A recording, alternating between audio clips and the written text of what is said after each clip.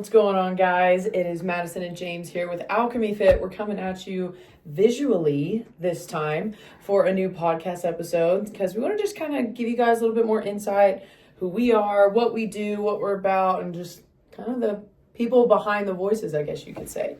Yeah. So first, starting off, James, how's your Friday going? I'm here. I'm good. It's a day before a big race tomorrow, my first official half marathon, so Woo woo! yeah, I'm going through all the emotions. All week it's been that way, and today has just been a culmination of a lot of different emotions that I'm feeling right now. Well, yeah, you've been in the preparation phase for quite some time now of knowing that this was a race that you were going to be doing and what you needed to do to get to this point. And so now the point has come, and now it's like, oh my gosh, it's surreal, we're here. Let's go ahead and do this thing. So that's what we want to talk to you guys about on this episode. We want to talk to you about preparation and how it's literally the key in everything that you do for setting yourself up for success, a learning experience, an adventure, whatever you want to call it. Being prepared is what is going to help get you there. It's going to help get you there the most effectively, efficiently, and to me, in the most healthy sense. I mean, would you agree? Yeah. And so he's a man of few words today, but the main thing about preparation is, one, the biggest part, in my opinion, I think, is establishing your goal. You want to know what it is you want to achieve, whether that's in James's case, and he wants to do, his first half marathon, whether that is a 5K for somebody else, whether that is going to the gym for 5 days in a row for another person. There's so many different other goals that you can set and prepare yourself for. And so, James, what would you say was like your first initial, okay, yes, I'm actually going to do this? And when you decided that, what was your first preparation thought? When I first decided I was going to do this, and I was thinking about this, I've been thinking about it all week, but especially this morning, I think it's just a matter of just saying it out loud. Right. I'm going to do this. And in my case, that means running more. And so that was the first thing that came to your head was, okay, I'm going to do this and I have to run more. I have to run more because for the longest time, I would only run about 3 miles or 6 miles. Mm-hmm. And those were my long runs because I was trying to regain the strength in my left ankle after the injury. Right. So the first subtle thing that I did was I changed up my workout regimen. Right. Because before that, it was the classic bro split. Yeah. Which was very common. Very common. What I did with that bro split, the James split, as I would call it, Monday was upper body push focus. So shoulders, triceps, my chest, so forth. Tuesday was legs. Tuesdays and Thursdays was legs. So a lot of kettlebell training. Yeah. Wednesday I would shift to another upper body day, but with a pull emphasis, so back and biceps. And then Friday was a bit of both. Yeah, kind of like a full body. Yeah. And then Saturday was mainly my run days. Yeah. So I knew that I had to run more. Yeah. So I was like, okay, here's what you're going to do. Tuesdays, Thursdays, and Saturdays, your run days. Cardio for the most part. Whereas Monday, Wednesday, Fridays, full body. So you knew you had to change up what you were doing in order to prepare for this. I had to. And so that's the key to anything. I mean, it's if you know that you're going to set a pretty substantial high goal for yourself, you want to make sure that you have the proper instruments in your arsenal to be able to make these changes. Mm-hmm. And so, especially for you, like getting ready for a race, but like for somebody else, if you're just trying to increase your water intake daily and try to get it, to 80 ounces or a gallon a day, whatever that is for you, you could do something as simple as getting a water bottle this size or getting any of the ones that you see anywhere that track your water intake. And that's going to be able to give you a better tool and to know how much you're consuming. So even if it's something as little as that, preparation is the key to any sort of success you're going to have. It's just like how you see if you watch any sort of sports teams or even any superheroes, they don't just go for the biggest, baddest one right off the bat. They prepare, they train, they get inside the minds, they do all these little steps to get to that final boss, as people would say. And so it's important for anything. And so I think a big one And my experience is telling somebody about it. I feel like when you tell somebody that you're going to go to this specific big goal for yourself, holding accountability by telling another person is crucial. Yeah. Because that's going to already let you know, like, okay, well, I've already talked about it, so I've got to actually deliver now. 2, it provides somebody that you trust to be able to hold you accountable for that specific goal. And then 3, it's just going to make it to where you have somebody else in your corner and you can build off of that to where it's going to probably make you push hard on the days that you don't want to. It's going to make you make the better choices in terms of, diet or sleep or recovery or anything like that. So that way, every step you're taking is towards this goal. And so I always think that's a huge one. So who was the first person that you had told about the half marathon when you decided? Larry. Yeah. So Larry is one of our clients. He's a client, but he's also become one of my best friends. Shout out to Larry. We've been talking about it for a while. Larry, I believe, and he can correct me if I'm wrong here, he's run a few half marathons officially himself. So Larry's a running machine. I don't think I've ever seen somebody and every time I see him, any of my SpongeBob people, I think of living like Larry. And that's exactly how he lives his life. It's just very intentional. It's very, I'm going to do this and set my mind to it. And he's incredibly active and he's so contagious that he makes you want to do it too. It's when, you go back to the accountability factor and the way that I've always done my leadership style just in general is, actions. Yeah. Well, Larry, wasn't he kind of one of the crucial people to really get you involved in running? Yeah. 2019, and so when he told me he was doing a race over in Shallow Water, which is nearby outside of Lubbock, running at that point in time wasn't something that I was doing regularly. Yeah. I was primarily lifting and just figuring out my niche in the personal training world. But when he told me that he was running, lit a fire under me. I was like, okay. Maybe I should give this a shot too, because the idea of a running club, which that's been a bit of they've gotten more popular lately. Yeah, there's a big hype around it now. Big shout out to the West Texas Running Club because what a community. Big time. And this was the club that was putting on this race. Right. And so I signed up for the Red Raider Road Race over at Texas Tech, and that was the first one that I did. And at that point, fell in love with it again. Yeah. Because at that point, that was 2019. I had not ran a race like that since I was 16 years old. Yeah. I was in cross country, and origin story time. In my sophomore year of high school, you're trying to figure out your identity of what you want to go. You want to be the academic, you want to be the jock, whatever you choose to be. And so at that point in time, I kind of strayed away from my usual friends group. Right. We were still friends. We were still, but I opted to, I'm going to go run cross country with these two dudes, Richard and Ladrick. They were friends of mine. Richard Mignola. We actually ran a few races together this past few years. One at Spartan Stadium 2022, and then he actually showed up for Buffalo Wallow last year. Nice. So shout out to Richard. Small world. Yes, he's a good dude. He was able to push me for last year's race, and so there you go. So last year when we did the Buffalo Wallow, we did the 6 mile. Yeah. And so when I finished that, I thought, okay, I got to do this half marathon. Yeah. But going back all the way, circling back to the cross country race, Richard ran cross country with me. Okay. And so we were practicing, we were running. It was the first.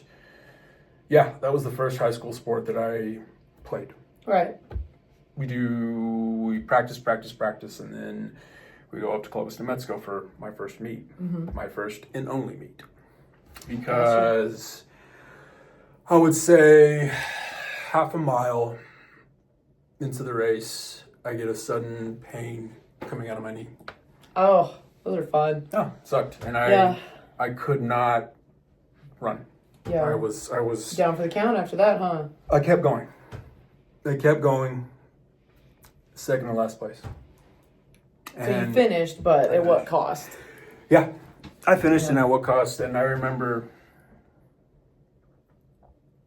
my mom was there and cheering me on. And Right. it became a very, like, I'll never forget that. Because if I went through the pain, got through it, and that was it for me in my cross-country career, because then I went to the doctor, and they told me I had Osgood-Schlatters disease, which is a very common disease for a lot of athletes. Kobe Bryant had it, a whole other bunch of people. Yeah, and so, you know, that was that. Yeah. So it wasn't until years later because you really is no treatment for that, the disease. It's a matter of you have to outgrow it.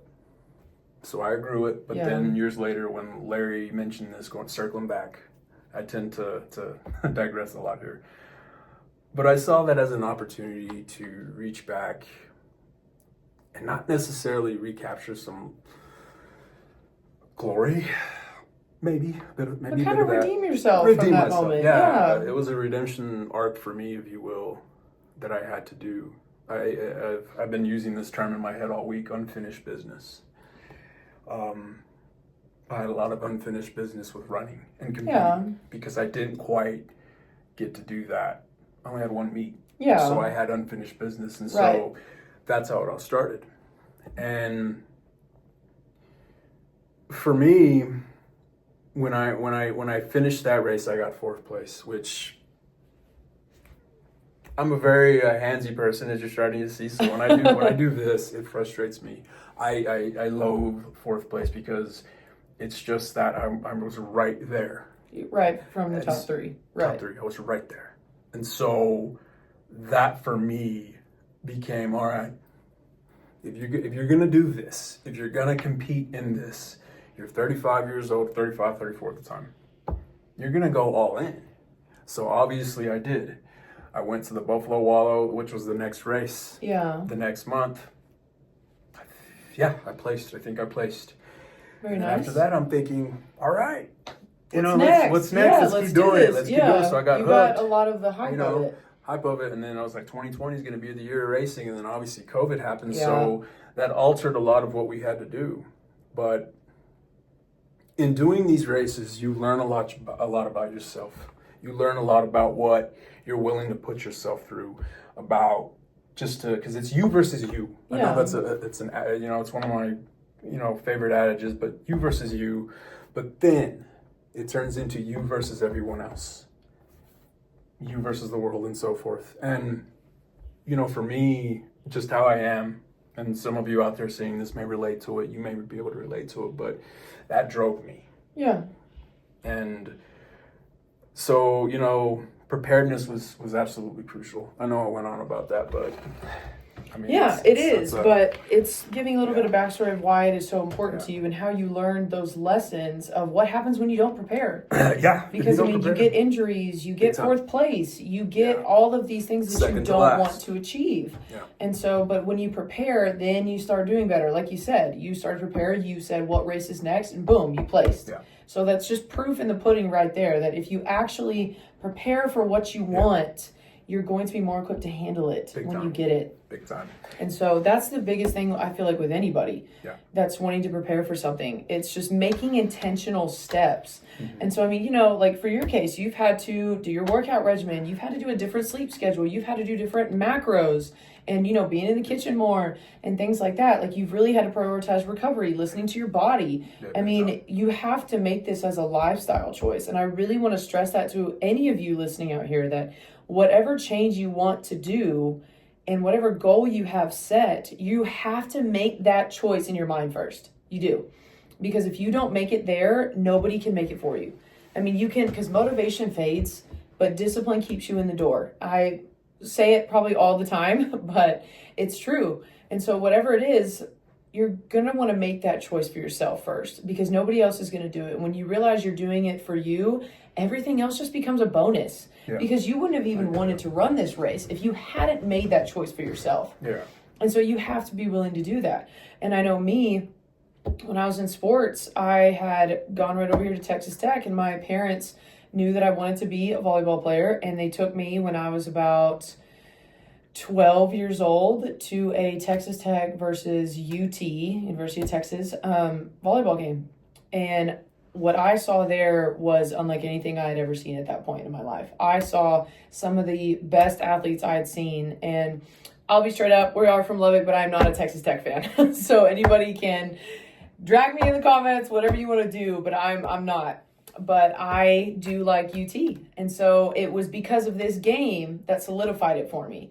Because I saw this one player, and she was just amazing. She was mesmerizing to watch. She had a beautiful serve. The girl could hit that ball like it was on fire, burning through the floorboards. I mean, she was electric, and I couldn't stop staring at her. And I couldn't stop watching the way that she moved and seeing how she handled herself on the court, off, and how she was just so talented. And I just kept staring at her. And of course, like, my parents saw this, and they were like, is this something you want to do? And I was like, yeah. Because of her, I was like, absolutely. And they said, okay, well, how bad do you want to do it? And I said, oh, extremely. Because I fell in love with the environment. I mean, with anybody who's been in some sort of sporting event, no matter what it is, when there's a bunch of people around, especially in a stadium sense, there's music going, there's crowds cheering, there's teams going head to head. Like, there's just something so special about it. And so that's what I walked into. I walked into the Spirit Arena with just music everywhere, people screaming, having a great time. And I was like, I never want to leave. This is so much fun. And the girls were jumping around, they're screaming, they're high-fiving each other. And I was like, this is what I want. This is it. And so it was at that moment after that game, my parents had asked me, because UT ended up winning, of course, as they do. And so I followed that girl's career for the rest of the time that she was at UT, and when she went professional after that. And I was like, this is who I want to strive to perform like. And my parents were like, okay, well, what are you going to do to make it happen? And that was 12 years old at the time. So I'm very much like, well, I want to do whatever I can. And they were like, are you sure? And I went, yeah. And so from then on, since I was 12 years old, I've been prepared to be a volleyball player. So they got me with a professional coach. I was, on my own, practicing in my backyard up against the wall of our garage for 3-4 hours a day. I was making sure that I was sleeping at the right times. My parents were amazing, and they cooked me meals that were properly spaced out for the nutrients I needed. And I had everything set up. And so I prepared, and I'll never forget whenever I was watching another volleyball game. It was at a local high school, and it was before I was about to be in high school. And I was like, I'm going to love being in the big gym all 4 years. And my parents went, what do you mean? And I was like, well, yeah, because I didn't know that there was different rankings for the teams. I didn't know that there was varsity, JV, freshman, sophomore teams. I didn't know that. I thought everybody played in the big gym with the big music. And so my mom said, she goes, only the people on the best teams play in the big gym. And I went, what? She goes, no, if you're a freshman, she goes, you might have to work up to that. She goes, unless you make one of the big teams. Yeah. And I went, all right, so I'll make one of the big teams. And so it's exactly what I did. I started we started increasing my training, increasing my recovery, increasing my food intake, everything. And then it came to, freshman year. I had previously worked with the high school coach at that time because he had been watching me at certain camps, and we had been working together. And then it was that freshman year, and it was like my first day of tryouts, and I'm with all my people on the freshman teams hanging out. And it was the morning, because you had two of them. You had one in the morning that was specials, and at the end, which was like scrimmaging and play-like stuff. So in the morning, and I was like, okay, I haven't gotten asked to go up yet. I was like, okay. And so I started reasoning with myself, being like, no, I prepared for this. Like, this is what I want. This is what I wanted to get. And I didn't hear anything that whole first morning. And then we scrimmaged later on that day. And I was like, okay, maybe I do need to just be on the freshman team. Maybe I can do that and get pulled up later. And then after the first day, and we were done with our second practice of the day for tryouts, I got told by the head coach to come work out with the girls, the older girls on the big teams in the morning. And so I went home, of course, smiling ear to ear. I was like, yes, I was so excited. I ran home and told my parents, I was like, I get to go and try out with JV and varsity tomorrow. And they were like, okay. And so, and I did it. I ended up getting on JV my freshman year, and I got to play in the big gym. And it was the best feeling I'd ever had when I walked out onto the court for the first time, heard the music, saw the crowd, saw my name up on one of the banners, and I was like, this is where I want to live forever. And it was something that I had always dreamed about, something I prepared for. Yeah. And so it's such a big deal when you do prepare for something that is so meaningful to you, and then you get there. It's something that you just can't express to people. And so I feel like that's going to be one of your moments tomorrow, is knowing that you have prepared so long for this and that you're finally there. And it's going to be a very big deal to you. And so that type of feeling is something I encourage anybody to go for. I mean, seriously, once you do it once, you'll be hooked. I mean, I know it's a dopamine rush and all that, but it's extremely special when you can see basically the fruits of your labor just right there for the reaping. It's amazing because you know that you've done the work to prepare for it, and you'll either know it or you won't. Yeah. You know, people either know that you prepared the right way and now it's going to be better than you thought, or you thought you prepared enough and it might be a lesson. But either way, to me, those are both wins because you're going to learn something about yourself either way. And that's, you know, when I was listening to you, just, you know, I could envision it. I know I've only known you a few years, but it was like, you know, you really described just, I think, what me personally, I guess I've been chasing, was that feeling of walking into the arena, you know, hearing that music, seeing your name up there, you know, because, yeah, you're on a team, but that you push yourself to get there. Yeah. And it's a very, as I've gotten to know you, you know, you still do it. You still push yourself, and you still, now in a business sense. And so it's been... Because it transfers over. It does. It really does. It's contagious. And that's what I tell people, you know, because people can make jokes about people that have been in sports. I mean, I've been in sports. I've played volleyball, basketball, ran track, played soccer, did field events, high jump, shot put, discus. I've done it all, pretty much. And volleyball was the one I honed in on in high school. Yeah. And that was the one I did from high school all the way through college. And I always tell people, because, you know, there's that thing about jocks and this and that, like the stereotypes and things. But being in sports taught me a lot more life lessons very early on. Yeah. And it's stuff that I see adults today that are almost twice my age that are just now starting to learn. So it makes me very grateful because I learned accountability, discipline, mindfulness, intention. Like, I learned all the bigs that you want for your professional, personal, spiritual, mental health life very early on. And that is something I'll never take for granted because I feel like I was more prepared in a sense to handle certain things. Because, you know, of course, I was 12 years old. You're going to go through a lot from the time you're 12 to the time you graduate college when you're 22. And so it was able to be something that now we help our clients navigate, which is sticking to your goals when real life hits you. Yeah.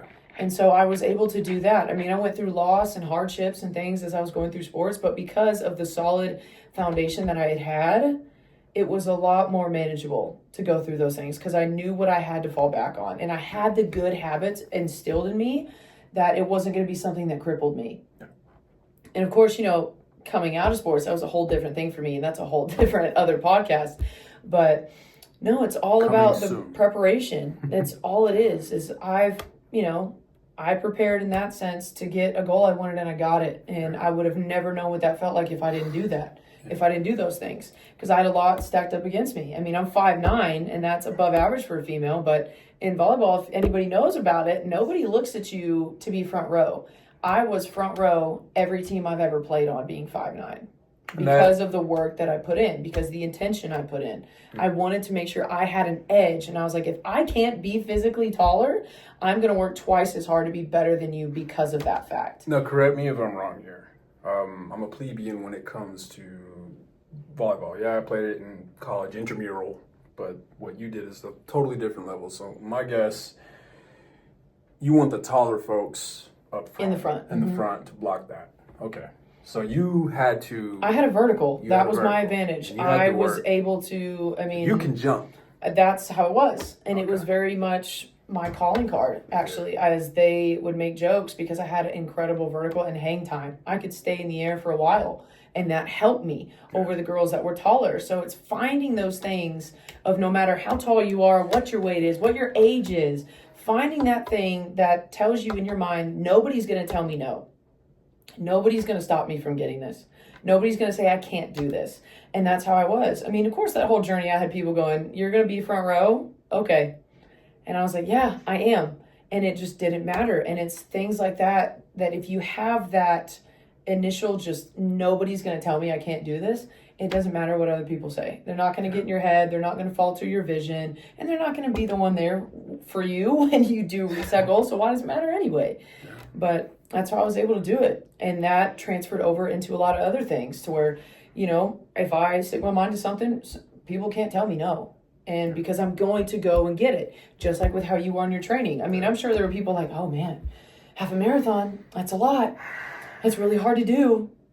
If you want to do it, like, I know that there's people that say things like that, or maybe if it wasn't even said to you directly, but even sometimes our own thoughts do that. Yeah. And that's the biggest thing that people got to watch for, is that's where the accountability comes in handy. If you're getting those negative thoughts saying, I'm not training enough, I won't be good enough, I could get hurt, this could go really bad, I could underperform, whatever those negative thoughts are, having to tell somebody about that can help combat those. Yeah. And again, it's all part of preparation. And so it's just deciding how you want to prepare for it. How did you prepare for it? And so for you, you've been in preparation for months.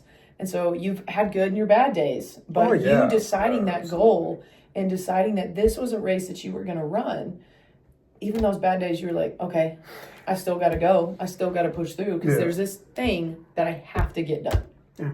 I mean, getting through those rough moments, those rough days, those rough nights, those rough mornings, like, I have no other choice. I mean, yeah, I do have a choice. I could just not do it, but that's not who I am. But that's not the choice you made for yourself. Yeah, that's not who that was a nobody, not even me, is going to tell me no. Yeah, and, you know, when you said a bit ago about people that maybe have doubted me, that got me thinking, like, you know, I haven't, for this specific race, encountered anyone saying, no, you can't do that. No.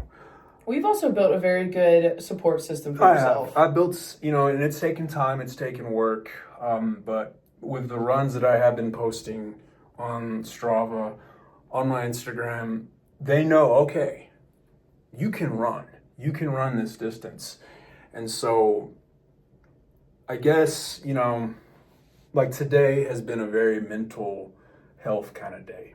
It's been I've gone through a lot of emotions. I've been angry today. I've been just, you know, trying to find antsy. Yeah. You know, and it's there. But in doing so, I'm going over the process and the preparation that I put myself through when I was in the kitchen. Because being what we do, especially in the age of social media, we will post. We are very selective with what we post on there. So if you're a bodybuilder, if you're a power lifter, if you're just a workout, you know, bro or bunny, you're going to post the after pic. You're going to show the pump pic because you look the best. It's just how it is. You know, I've done it. She's done it. We've done it. You know, we post that after pic. But there's a lot of stuff that we do, you know, before those pics and after that we don't show y'all.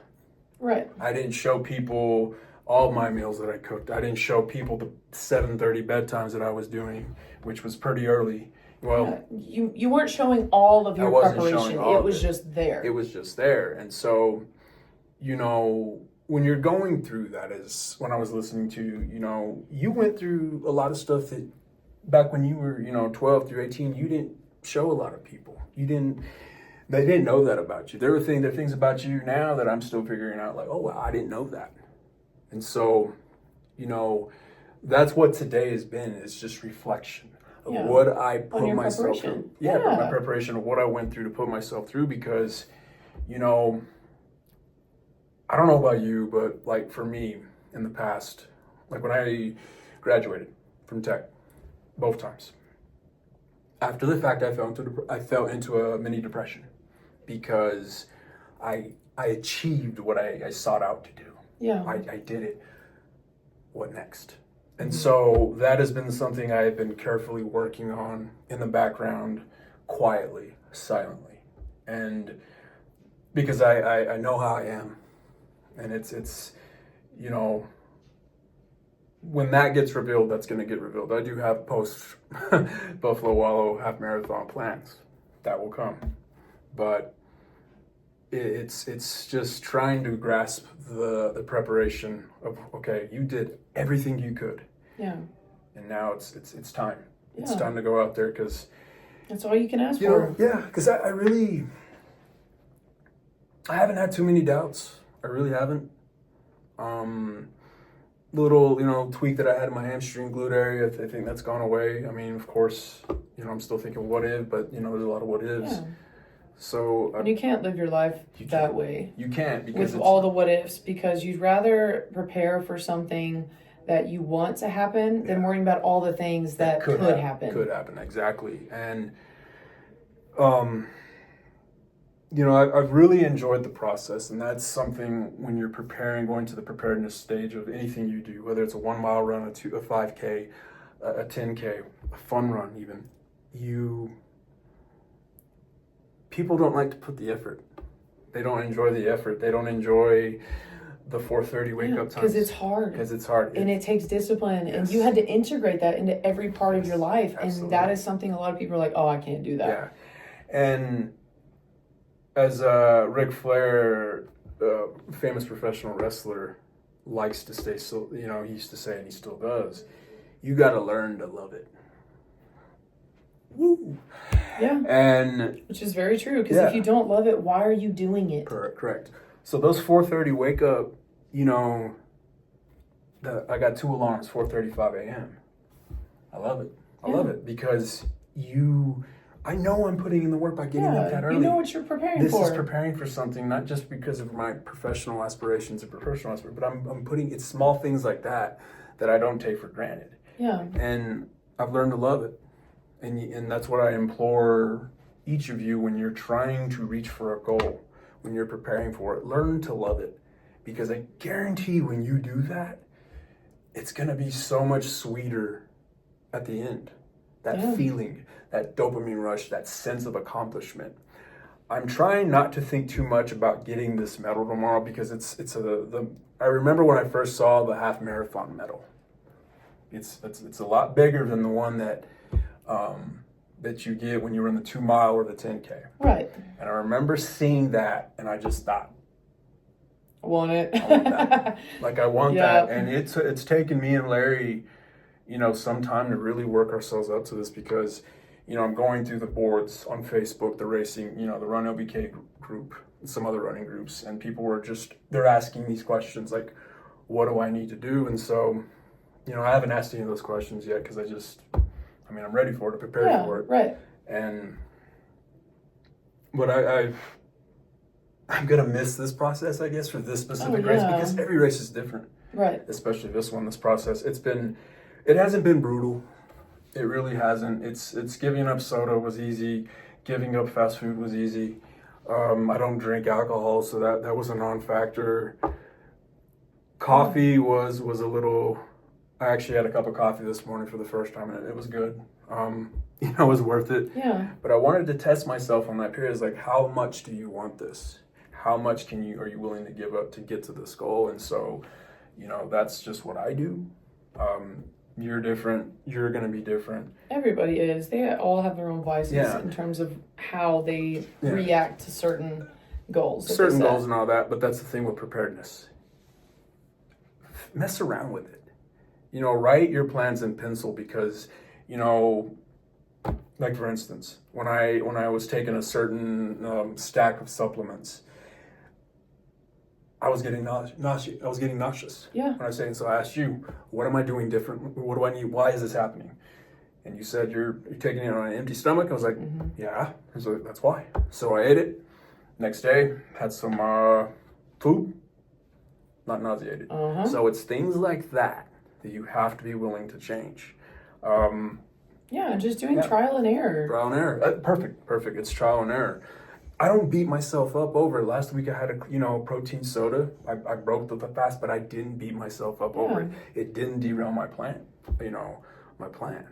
Yeah, because you're going by the 80-20 rule, which is what we've said many times to people before, which it really is. And we know we're entering in the holiday season. That's a big temptation for a lot of people. And that can be something that a lot of people are already preparing for. I mean, I've talked to 2 clients today that were already, preparing for the holidays. Yeah.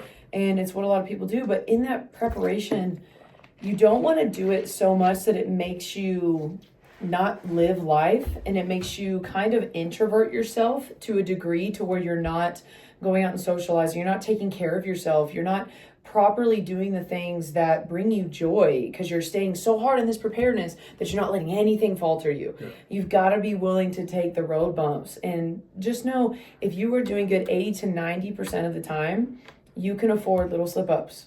It's okay. Go enjoy Thanksgiving. Go enjoy Christmas. Halloween party. Go do any of it and just enjoy that, because just because of one day is not going to ruin tons of progress. If that starts to slip, then we have a problem.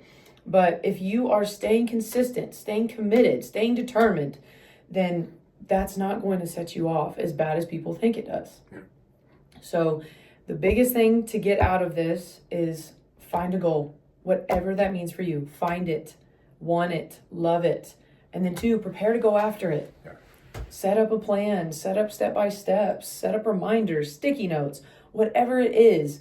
Get yourself the tools that you need to start going towards this goal. And then 3, get it done. Yeah. Reach that goal. Go in there and get it, because nobody can tell you can't besides yourself. And as long as you get past your own head, there's nobody else's that you need to worry about. So if you can do those 3 things, I cannot wait to see how many of you actually go and achieve things that you thought you couldn't. I mean, please share it with us. Let us know. Even if you have a goal and you're nervous about preparing for it, let us know, because we'd be more than happy to set up a step-by-step with you, talk you through it. It's always nice when you bring other people that you know have the knowledge, wisdom, and capacity to help you out. And then, the last thing we got to say is good luck, James. Go get them. Yeah, we'll have fun. And we'll do a recap after as well of kind of going over, his race, how he's felt, and the recovery process. So definitely stay tuned for that. But yeah, any of you that listen to this before tomorrow or can see us posting about stuff, wish him luck. But other than that, have a great day of whatever day it is for you, and get prepared for your goals. You can do it. Adios, y'all. Y'all take care.